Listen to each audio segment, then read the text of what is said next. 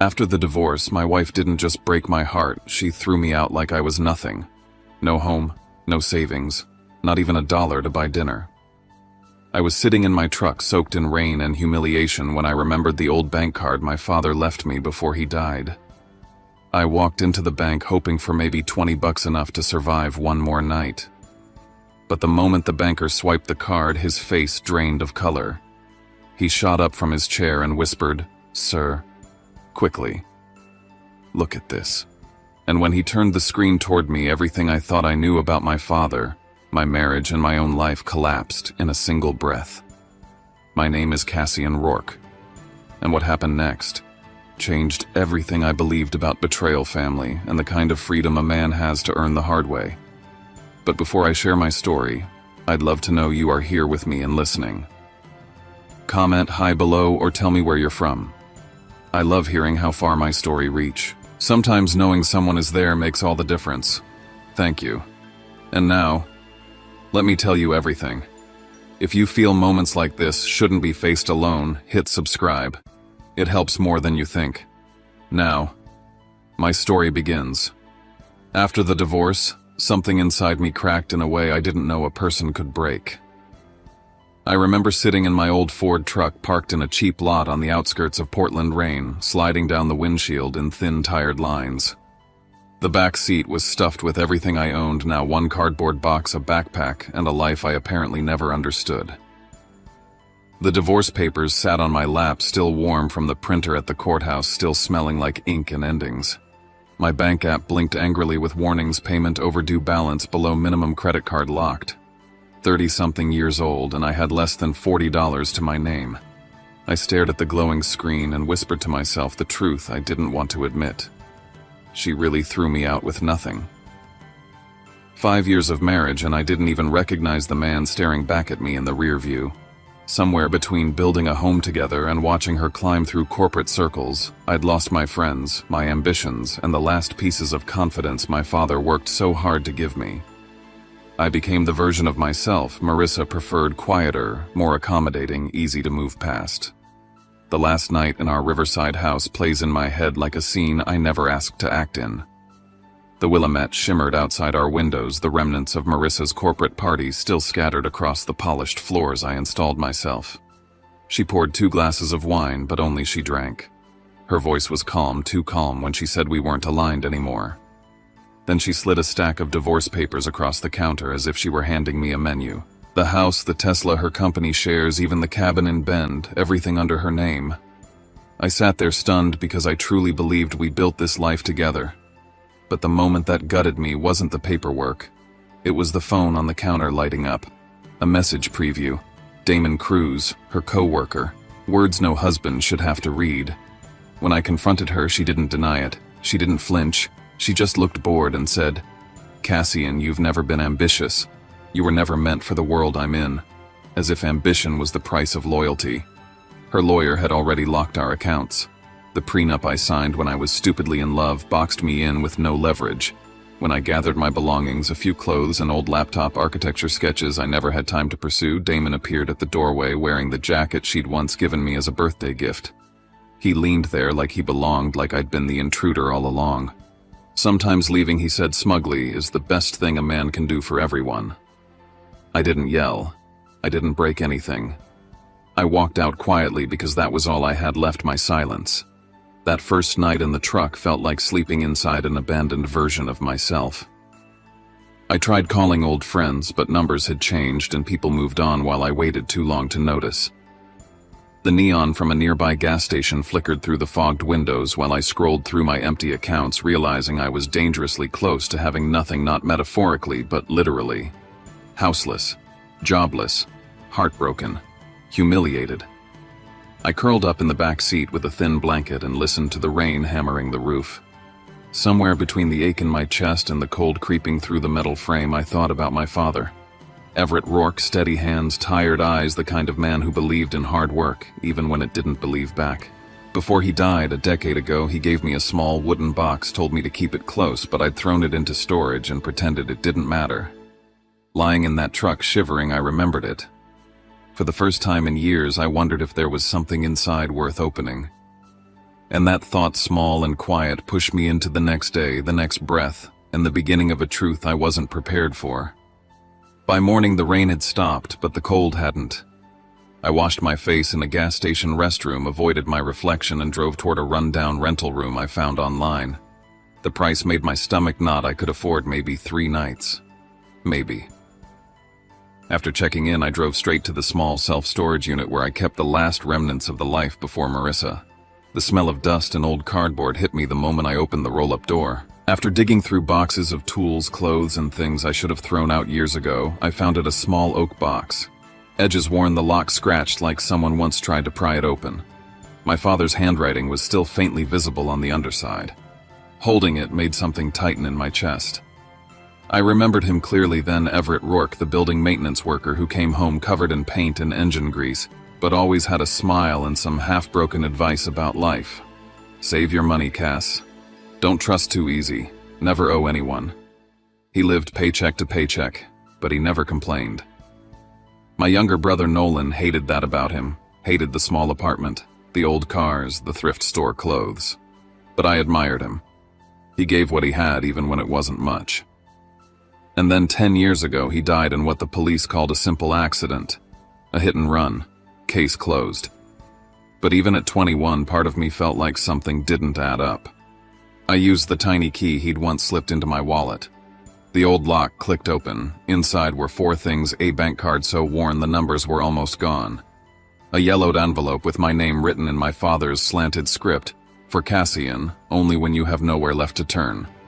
A small stack of photocopied documents, and a single photograph.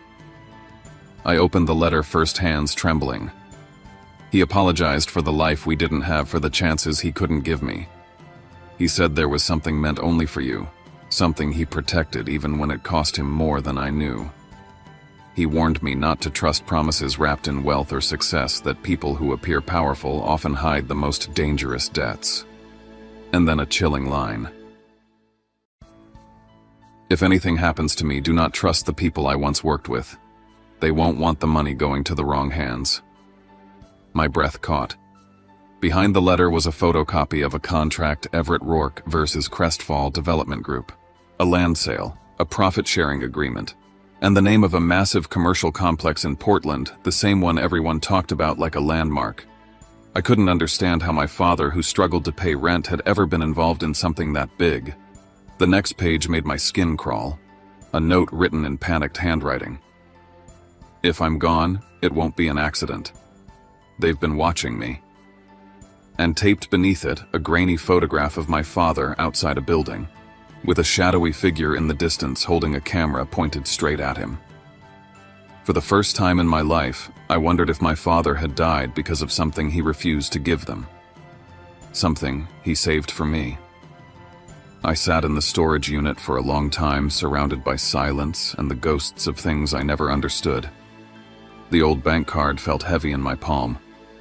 I hated the idea of using it. I hated needing it. But my pride couldn't feed me, and that letter made me believe there was something more. That afternoon I drove to Northwest Federal Bank, the branch printed on the card. The sun was out, but I felt like the world had dropped into a cold shadow. I parked in front of the marble-columned entrance, gripping the card until my knuckles hurt. I looked up at the building, polished glass brass doors, the kind of place where people like Marissa went to sign million-dollar deals. I was just a man in worn shoes holding a card that belonged in a museum. Worst case, it's expired, I whispered to myself. Worst case, it's $0. I've already hit bottom. Nothing left to lose. But the truth waiting inside that bank would prove me wrong. I had plenty left to lose, because once that card was swiped, my life wasn't falling apart anymore. It was being pulled into a war I never knew existed. The morning after the bank turned my life inside out, I drove my old truck north on I-5 toward Seattle. The highway was wrapped in fog, the kind that pressed against the windshield and made the world feel smaller, quieter, more focused. I didn't feel like the man who had slept in his truck 2 nights earlier. I didn't even feel like the man who had been thrown out of his own home. There was something heavier in my chest now, an awareness that I was heading toward answers that might break me more than the divorce ever had. I kept hearing the same question in my head. What else did you hide from me, Dad, and why? The address Mr. Halverston gave me led to a sleek high-rise in downtown Seattle, the kind of glass and steel monolith that I used to walk past without daring to look inside. I stepped through the revolving door and entered a marble lobby filled with people who moved like they had somewhere important to be. Polished shoes, sharp suits, watches that cost more than my truck. I felt underdressed and out of place in my faded jacket and boots, but I forced myself forward toward the law office of Donovan Keats. The reception area was quiet, the kind of quiet that felt curated. When Keats walked out to greet me, he looked exactly like the kind of man my father would warn me about, mid-40s. Precise haircut, tailored suit expression, unreadable.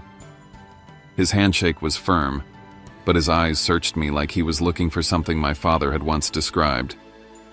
He asked for my ID and spent several minutes comparing it to the file he pulled up on his tablet. When he finally set it down, he exhaled as though he'd been holding his breath for 10 years. "Your father left instructions," he said. "I was not allowed to contact you first. I could only wait until you came to me." The idea that this stranger had known of my existence for years while I struggled through life unsettled me. I sat stiffly across from him as he opened a thick folder filled with documents I had never seen. Signatures, contracts, balances, evidence of a life my father had lived entirely out of my sight. He explained the first blow gently, but it still landed like a punch. My father hadn't just sold land decades ago. He had become a silent shareholder in a major urban development company. His name never appeared publicly. Everything was held under a structure called beneficial ownership, with the beneficiary listed as me once I turned 18. For 12 years, profits had been directed into the trust I had just discovered. I tried to make sense of it. My father, who patched jeans with duct tape and fixed heaters for a living, owned a hidden stake in a company worth millions. While we scraped by paycheck to paycheck, the contradiction twisted my stomach. Then Keats dropped another truth. A few months earlier, someone had tried to transfer the beneficial rights of one of those hidden holdings to a woman with the last name Sloan. My breath stopped. Marissa's last name. Keats said he refused following the trust terms, and the person behind the request had then pushed through another lawyer, even asking questions about my father's death certificate. My hands grew cold. I remembered my father's warning in the letter. "Don't trust anyone who once did business with me." Keats moved on, unaware of the storm gathering behind my ribs. He explained that my father had once worked with a powerful, tightly knit group of real estate moguls known as Iron Crest Circle. They controlled huge parts of Oregon's development market and operated through private agreements and loyalty clauses that kept outsiders away. According to Keats, they hated unpredictability, and a hidden share suddenly belonging to a man like me could unravel millions. He slid a set of documents across the table, copies of notes my father had mailed him in the week before he died. One mentioned being followed, another referenced threats that were not direct but clear enough. The last note simply said, "Something is wrong inside Iron Crest Circle." The date on that last note matched the time frame in the photograph I found in the wooden box, the one showing him being watched by someone with a telephoto lens. I felt my pulse thudding in my ears. Keats wasn't finished. He mentioned almost offhandedly that Marissa's firm had partnered on a project funded by Iron Crest Circle. I remembered her once telling me I wasn't aligned with the world she was entering. At the time, I thought she meant her career. Now the meaning twisted into something darker. Maybe her connection to Damon wasn't accidental. Maybe none of it was. Finally, Keats revealed that my father had 3 trust accounts, not one. The other 2 were locked under a strict 3-party verification process, bank, legal counsel, and a city notary. If someone found one, he said they will come for the rest. I walked out of the building with the folder in my hands, the wind colder than when I'd arrived. The city lights felt harsher, sharper, like the world had tilted just a few degrees off-center. I came to Seattle to understand the money, but I left knowing something far worse. Someone had wanted to control what my father left behind. Someone had likely pushed him toward his death, and now that I had surfaced, they were looking at me. I stood beside my truck and whispered to myself, this wasn't an accident. None of it was. And for the first time since the divorce, fear crept higher than heartbreak. I checked into a cheap hotel near the edge of Seattle, the kind with worn carpets and buzzing lights that flickered for no reason. I needed a place to breathe, to lay out everything I'd learned and try to connect the pieces. I sat at the small desk in my room with my notebook open, rewriting names and dates, circling anything that could tie Iron Crest Circle, Marissa, and my father together. But every few minutes I heard footsteps outside, slow, deliberate pacing that made my nerves prickle. When I finally looked through the peephole, no one was there. That night when I stepped out for dinner, I noticed a Lincoln Continental parked 3 houses down from the hotel entrance. Its windows were tinted black, but even from a distance I could see the faint glow of a handheld radio inside. When I turned for a longer look, the car rolled forward and disappeared around the corner. A chill swept through me. Someone had been watching. Back in my room, I tried to focus, but my phone buzzed with a new email from an address I didn't recognize. The message was short. "Don't open what your father left unless you're ready. They're watching you." No name, no signature, just a strange encrypted symbol below it. My skin crawled. Whoever sent it knew exactly what I had in my possession and exactly what I was doing with it. Before I could process the email, my phone rang. It was Mr. Halverston. His voice was tight, urgent. Someone had tried again to gain access to my father's account, this time using forged credentials. The attempt happened less than an hour after Keats had printed documents for me, meaning someone was tracking both my movements and my financial activity. My chest tightened. Someone wanted that money badly, someone who wasn't afraid of crossing legal lines. I opened my laptop to search for anything about Iron Crest Circle. Pages of articles popped up: development deals, charity galas, influential board members. But hidden between the lines were threads of accusations, back-channel agreements, undisclosed holdings, whispered stories about people being bought out or pressured to disappear. A pattern formed, and it pointed to a world I never imagined my father had brushed against.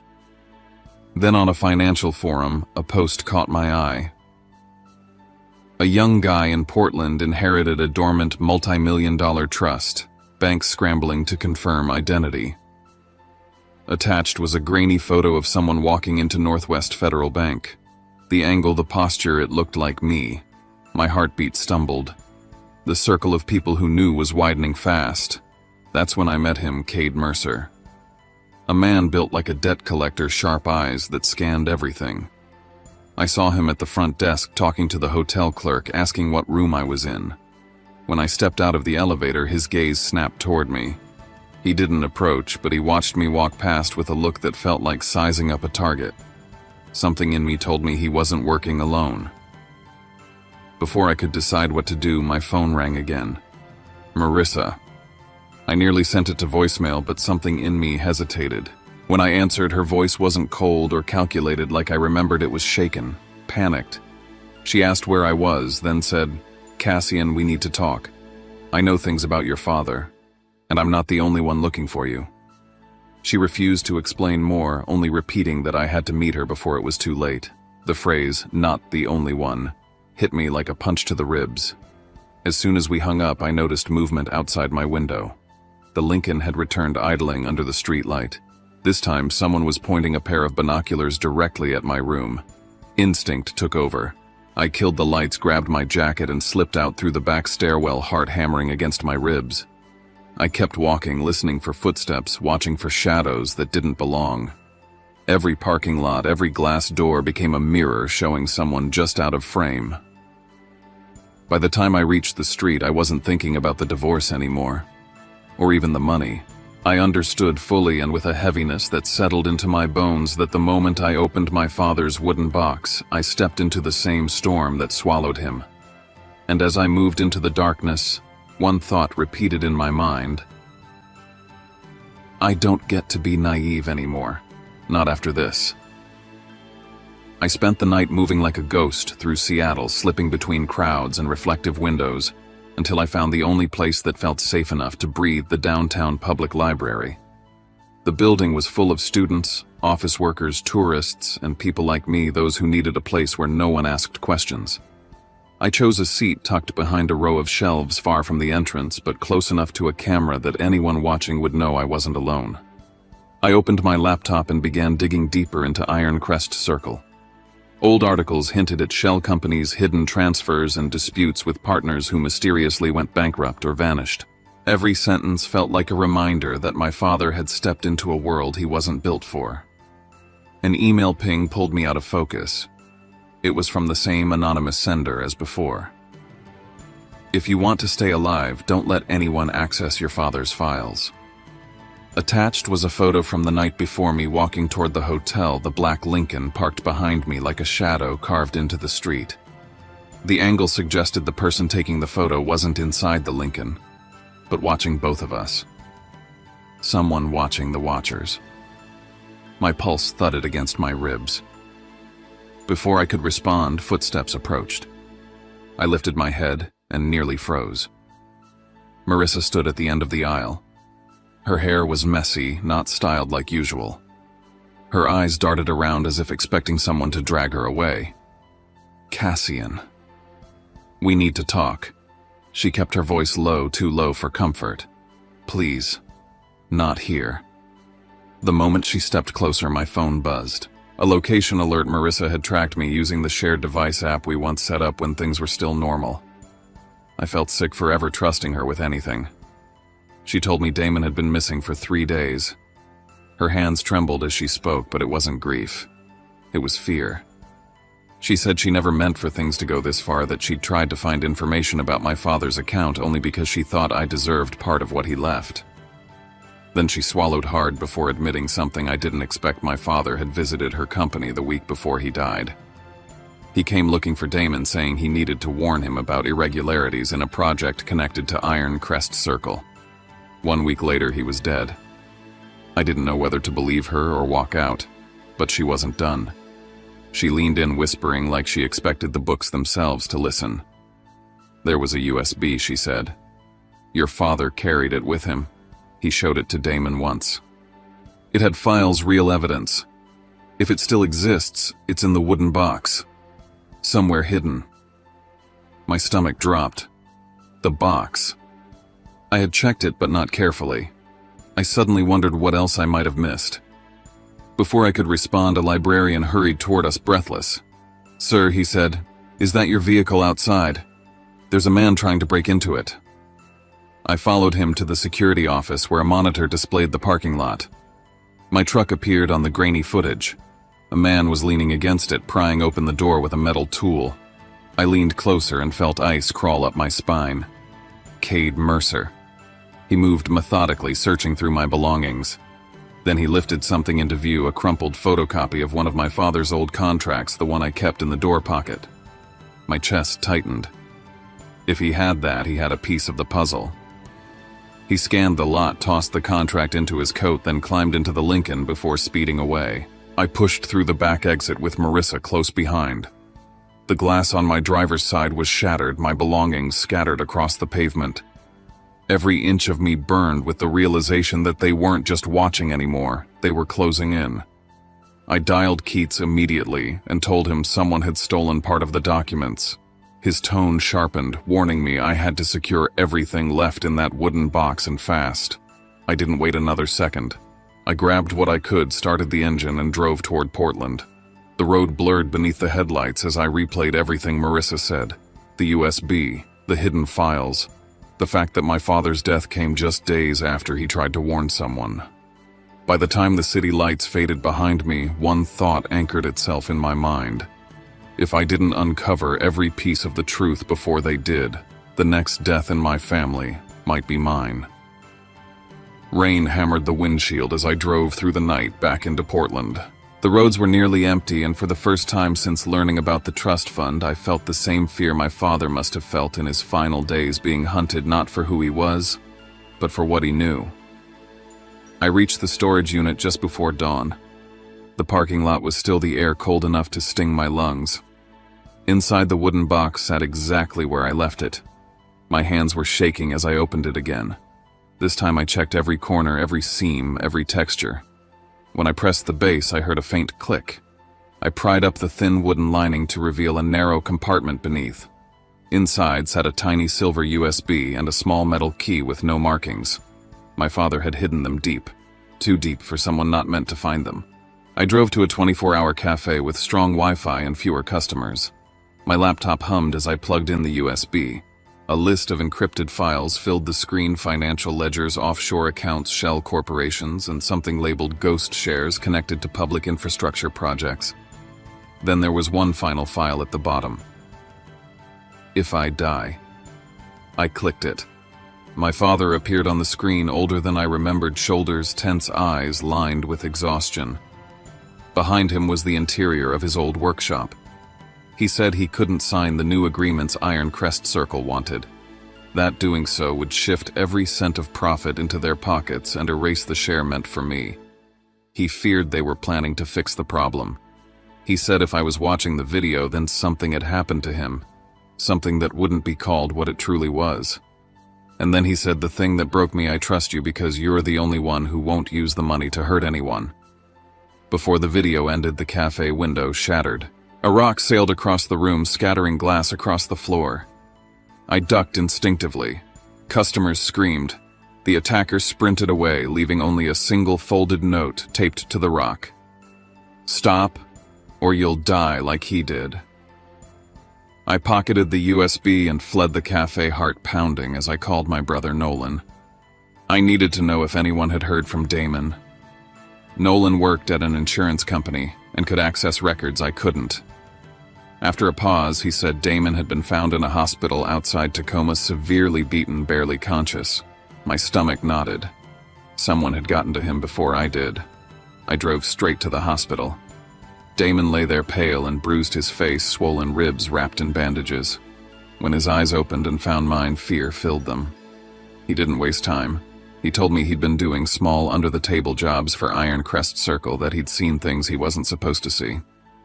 He confessed he knew about my father's visit years ago and that he tried to keep it secret. Then he whispered the words I had feared from the beginning. Your father didn't die by accident. He said they attacked him because they believed he knew about the USB. He tried to warn me. His voice cracked as he added, the real danger isn't just them. It's the person closest to you. My breath hitched. Who? But Damon slipped into unconsciousness before he could finish. A nurse stepped in, forcing me to leave his side. Outside the room, my mind raced. Damon's final words replayed like a broken echo. The person closest to me. Someone who had access to my life long before the divorce. Someone who tried to transfer my inheritance. Someone who attended Iron Crest Circle events. Marissa. My chest tightened as the truth settled. She wasn't just desperate, she'd been part of this long before I knew the money existed. I stepped into the rain-soaked parking lot, gripping the USB so hard the edges cut into my palm. Everything my father had fought to protect had boiled back to the surface, dragging me down with it. I wasn't just a man avoiding danger anymore. I was standing in its center. My options shrank to two: run and let the truth die with me, or stay and face the same darkness my father refused to bow to. I whispered into the wet wind. If my father gave his life to protect this, then I'm not running. Not now. Not ever. Returning to Seattle felt different this time. The fear was still there, humming beneath my ribs, but it no longer controlled me. I wasn't running anymore. I was walking straight into the storm that had swallowed my father. I parked in the garage beneath Keith's office tower and climbed the stairs with the USB in my pocket, the weight of it like a pulse against my leg. Two men were standing by the corner of the building, silent still and watching me with the patience of hunters. When I glanced back, they didn't look away. Keats confirmed they weren't from his staff, and I knew the people who killed my father now saw me as unfinished business. Inside his office, Keats closed the blinds and locked the door before speaking. He showed me updated reports on Iron Crest Circle, a network of 6 individuals who once moved money through invisible channels. One of them, Taryn Blair, had begun shifting her wealth overseas, quietly dissolving ties. She's preparing to run, he said. She might be planning to use you as leverage. The idea of being caught between rival factions of the same corrupt empire made my skin crawl. While he was speaking, Keats checked my phone with my permission. A log of location tracking showed that Marissa had been checking my coordinates almost daily, synchronized perfectly with the attempts to access my father's accounts. A wave of anger rose so powerfully I had to grip the armrests to steady myself. I had married a woman who spent years monitoring me without my knowledge. Minutes later, a message from her flashed across my screen. "We need to talk. If you've opened the USB, you're already in more danger than you think." Keats told me to ignore her. I didn't listen. I chose a broad, empty parking lot monitored by city cameras. When Marissa arrived, she looked like she hadn't slept in days. Her voice cracked as she told me Damon had confessed everything before he vanished: his involvement with Ironcrest Circle, the pressure they'd put on him, the mistakes he couldn't undo. She said they had silenced him permanently. The way she said permanently froze every part of me. Then she broke. She told me she'd known about my father's hidden assets for years, that her company had been contracted by a firm acting as a satellite for Ironcrest Circle. Their executives told her to build trust with me at first, financially, then personally. She said she didn't understand the depth of what she'd joined until it was too late. When my father visited her office to warn Damon about fraudulent activities, she overheard part of their conversation. A week later, my father was dead. Hearing her confess that our marriage began as someone else's strategy hit harder than the divorce ever did.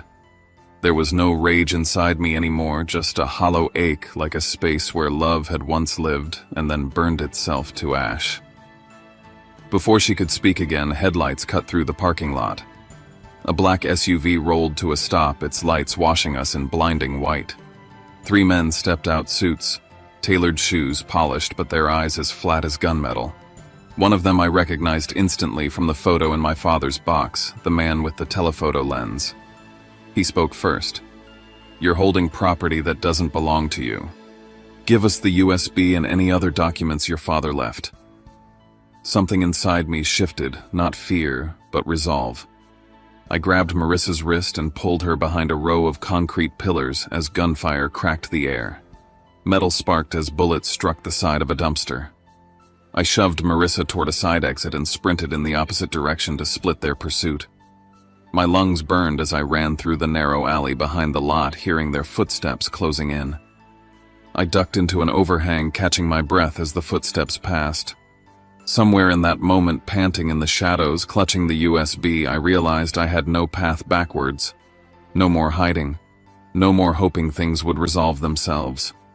I needed to expose everything, even if it meant stepping directly into the line of fire. I whispered to myself, barely audible. I thought losing my wife was the worst pain I'd ever feel. But the real pain is knowing my father died trying to protect me, and now I have to finish what he started.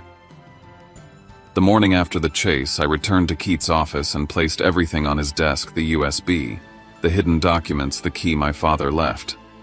Within hours, I was sitting across from FBI agents as they copied files and watched the final video of my father.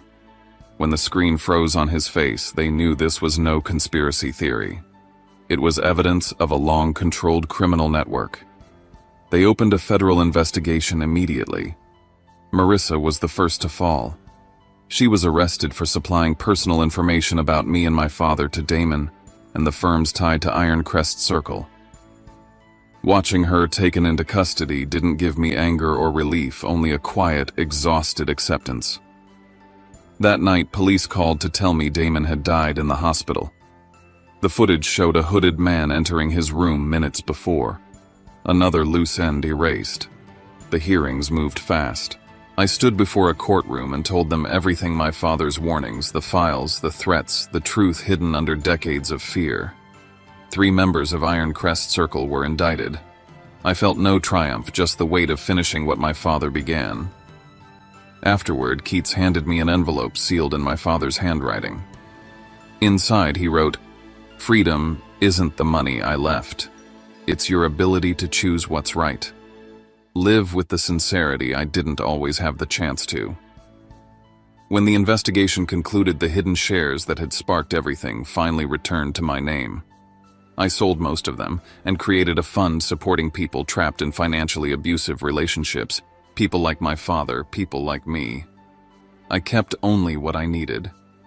Today I live in a small apartment overlooking the bay, quiet and uncomplicated. Nolan helps run the foundation. Some mornings I stand by the window and think of my father, how he fought alone so I wouldn't have to. I began this journey with a broken marriage and a card I thought held $20. I ended it with truth, with peace, and with a life I chose myself. and that more than anything he left behind is the freedom my father wanted for me.